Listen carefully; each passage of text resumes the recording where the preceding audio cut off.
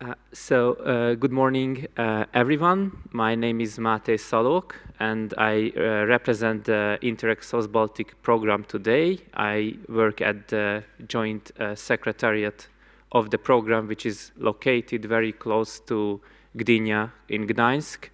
So as first speaker from Tricity, I would also like to welcome here to our home, to my home. And I also would like to welcome you from the program side on the very final conference, not only the liquid energy project, but also this is the final conference of all of the projects implemented under the program in 2014-2020. And I was asked today to put also the liquid energy project into the context of the program. And later on, I will also share a few words about our future, our common future, hopefully. So mostly for those of you who don't come from the liquid energy project or not even from our area, this is, I would like to show you that this is our program region. We have 5 countries in our program. Poland, Lithuania, Sweden, Denmark, and Germany. And our program is very unique cross-border cooperation program because the only land border is located between Poland and Germany. And other than that, the countries share a sea border. That's why it's a cross-border cooperation program, but rather a unique one, different from land programs. And the motto of the program of 2014-2020 was blue and green growth through cross-border cooperation. So let's see how liquid energy project fit into this slogan and how it contributed to it and may contribute in the future. So just to recap, to remind ourselves, I put the project objectives and results on the slide because when you work in the project or we in the program monitoring the project, sometimes we focus on day-to-day issues, and it's always good to remind ourselves what was the goal, why you started, why we approved the project. Of course, I don't want to steal the word from project partners, so I will rather talk in the program context. But you promised to us to build a common market platform based on triple helix model for bio-LNG micro-nano solutions. And in the long term, the result of the project would be contribution to development and application of cross-border technology-based solutions. So this is what you promised to us that you will deliver at the end of the project. And for that, you gathered 8 partners from 3 countries. Germany, Poland, and Lithuania. The project had, as Pavel also mentioned, 3 years of implementation time. So this was actually one of the very last projects to be approved and started, and also one of the very last to finish. And from the program, the project received nearly 1.7 million of euros co-financing.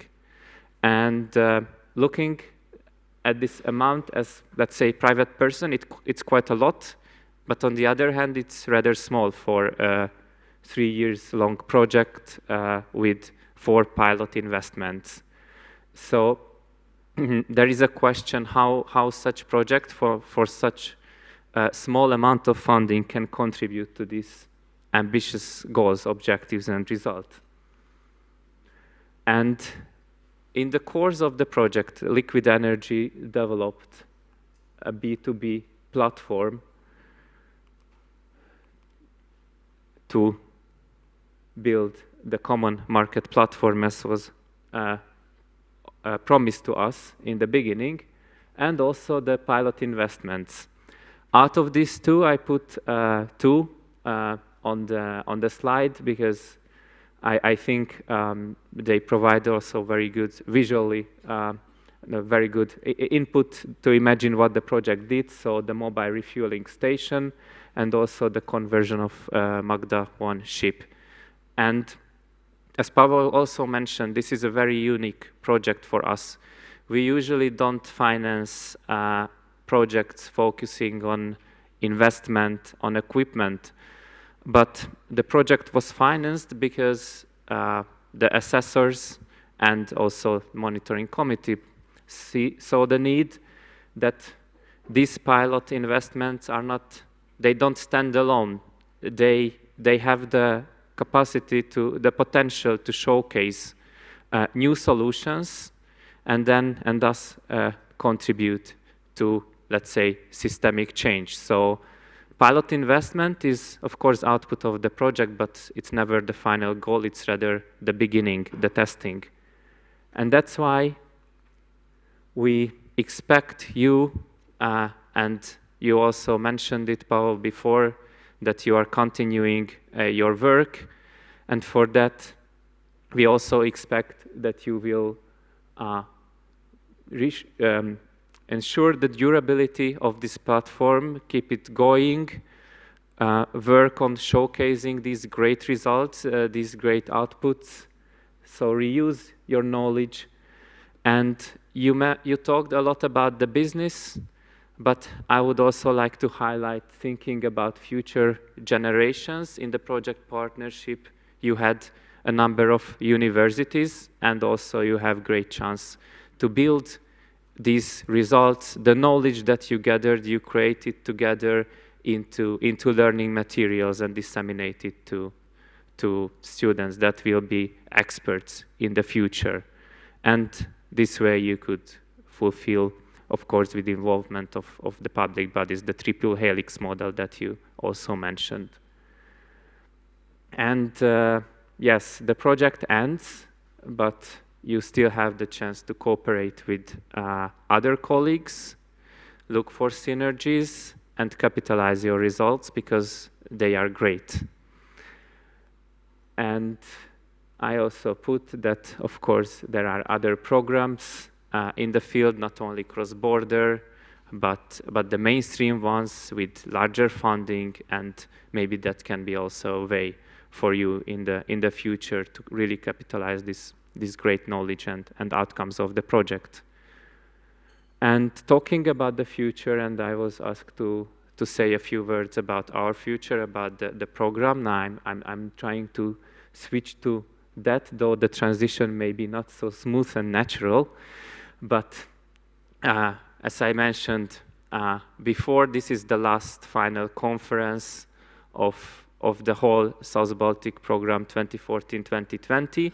And we are already working on implementation of 21, 2027. So there is a typo on the slide. I apologize for that. And when preparing this program, we talked about what could be our common vision for the future in the program area, including you, including the project as well. And we defined this common goal, this vision that united by the sea into action for a blue and green future. So we are building on our own motto, on our old experiences, highlighting that the sea is not something that divides us, but that unites us. And we aim at an innovative, sustainable, attractive, and active South Baltic, which these words correspond to our priorities in the future. And what our main challenges that we identified. Now I talk more about the environment, as this is the topic that corresponds the best to the project, and in which field you can also think about capitalizing knowledge from the liquid energy project in the future. So we, of course, treat the natural environment as a key asset in our area. However, there are threats related to climate change and also to the fragile environmental status of the Baltic Sea. And we see also the untapped renewable energy potential in the area. But there are different policies and practices that can be a burden, a barrier for cooperation and for working together. So, of course, there is need for further cooperation and joint effort. And this is our program. These are priorities. As I mentioned before, we work for an innovative, sustainable, attractive, and active South Baltic. So we have various topics, including digitalization, building connectivity, mainly in the business sector. In environment, we work with green energy, sustainable use of water, and circular economy. Also, we are aiming at tourism and cooperation capacity of actors, but focusing on environment and on the main topic of liquid energy project as well. I would like to mention maybe good news for you who also work on this area, that if we sum up the funding for all these environmental measures topics, we can see it's much higher than it was in the previous programming period. So I encourage all of you to keep working together and developing projects under our program, because there will be funding. And what we are looking for, so of course we would like to work with cross-border challenges and cross-border solutions. So we welcome projects that take joint effort to address these issues. We look for joint solutions, joint pilot actions, just like liquid energy already developed in this project. And also, we look for non-financial support provided to enterprises by projects. The recommended budget is quite the same as budget of liquid energy projects, so there are no big changes. And we are a cross-border program, so we welcome only projects that focus on multilateral cooperation, and the duration is up to 36 months. So if you got interested in working together in developing a project, then you are very welcome to visit our website, read our cooperation program, and get in touch with our regional contact points. And this was my presentation. At the end, I shifted a bit the focus to the program from the project, following only the timeline. But of course, coming back to the project a bit and taking also a bit personal side of the story, I'm very glad to be here. As I mentioned, this is final conference in the whole program. I also come from the project side, so of course I'm pretty sure we will hear great presentations today, and we will have good exchanges in the coffee breaks. But I also encourage you, project partners and stakeholders, to take this time to reflect, and also to dedicate some time to these personal connections that you created within the project, because we are a cross-border cooperation program. And of course, the topic is important, but personal relationships are also important. So thank you very much. I wish you great two upcoming days. And if you have any questions to me, feel free to ask now or approach me during coffee breaks or during the next 2 days. Thank you.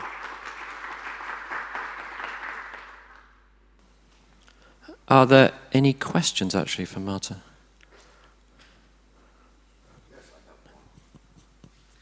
So, Maciej, this is something that is not expressed enough always. What do you think? What is? How can you contribute as a program? Because I know, but not many people know. What is your opinion?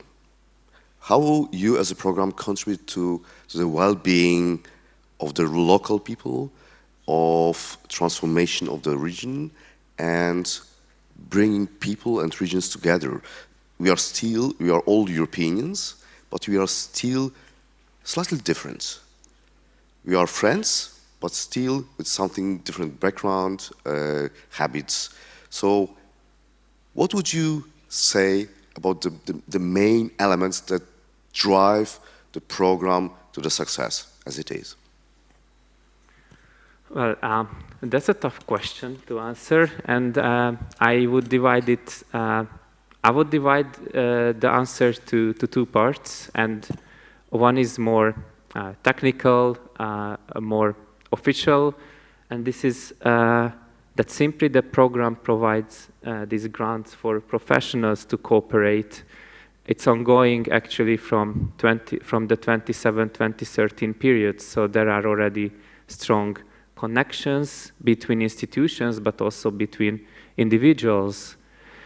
And this is a unique program. I mean, not only our program, but Interreg programs in general, to connect, on the one hand, people from different countries, experts from different countries, also institutions from different countries, and on the other hand, institutions coming from different sectors, so public, private, academia, and also the non-governmental sector.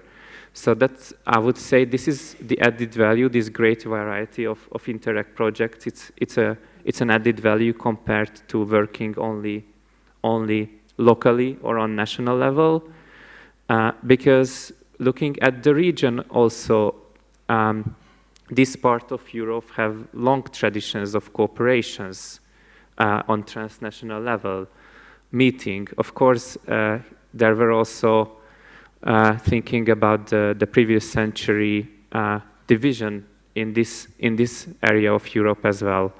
So reinventing these cooperations is really important, because diversity, different backgrounds, different knowledge, and working together is the key for developing solutions that work.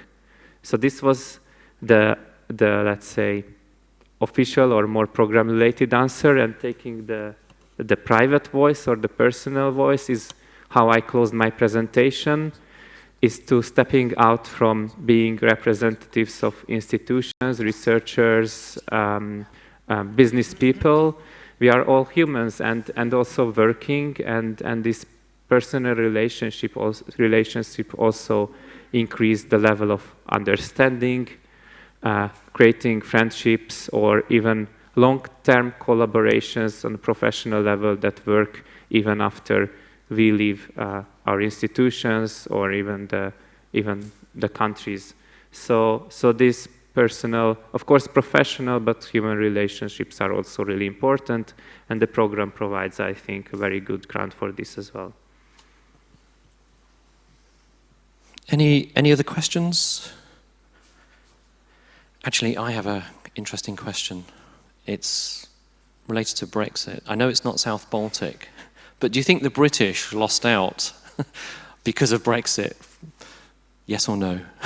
Do you think the British lost out because of Brexit? Yes or no? In the context of funding. Funding. And cooperation.